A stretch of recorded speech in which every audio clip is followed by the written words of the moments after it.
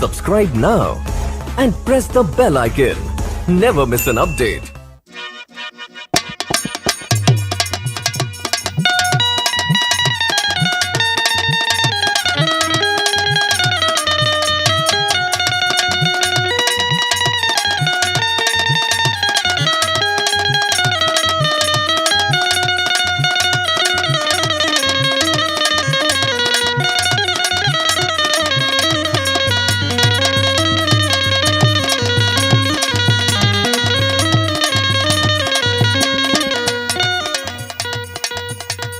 देखी भैया, एगो लइका मैहर वाली माई शारदा भवानी से कुछ कहल चाहता और का कहल चाहता, कौना भाव में कहल चाहता। हम गायक अमित दुबे एह गीत के माध्यम से बतावे जा रहल बानी कि भक्त का कहता। सुनी गीत भाव बा कैसे भैया कि सुना मैहर वाली माई और लालसा हमरो दा पुराई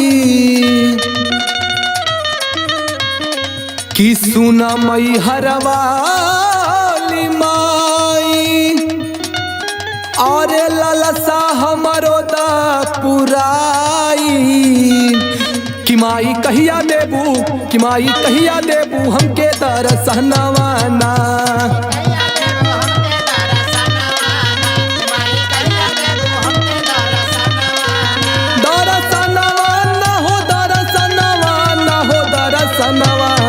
माई कहिया देबू हमके दर्शनवाना।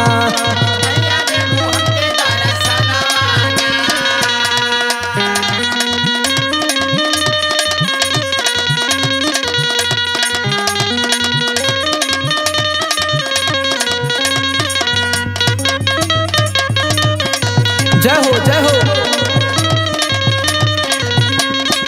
आगे देखी लइका माई से का कहा था, सबके करेलु सहाय,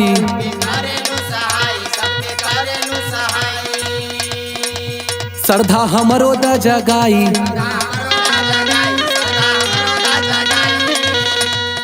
और सबके करेलु सहाय, और श्रद्धा हमरो दा जगाई,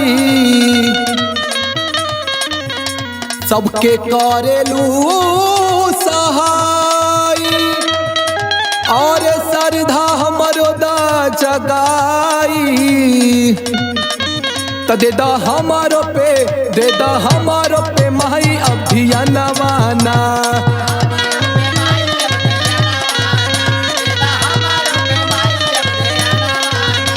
धियानवाना हो, धियानवाना हो, धियानवाना दे दा हमारो पे माई अभियानवाना।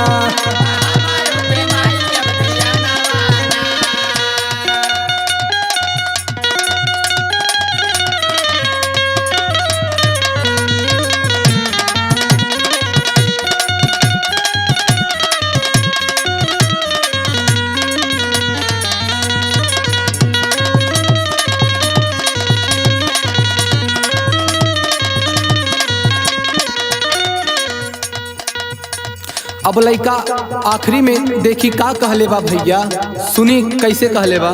हे हो मैहर वाली माई आपन कृपा दा देखाई,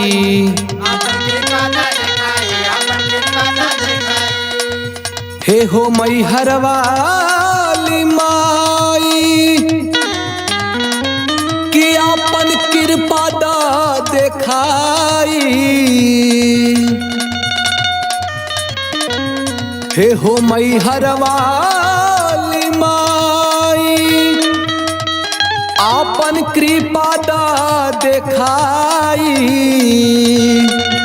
रमेश अमित आई है, रमेश अमित आई है तोहर को हनवाना।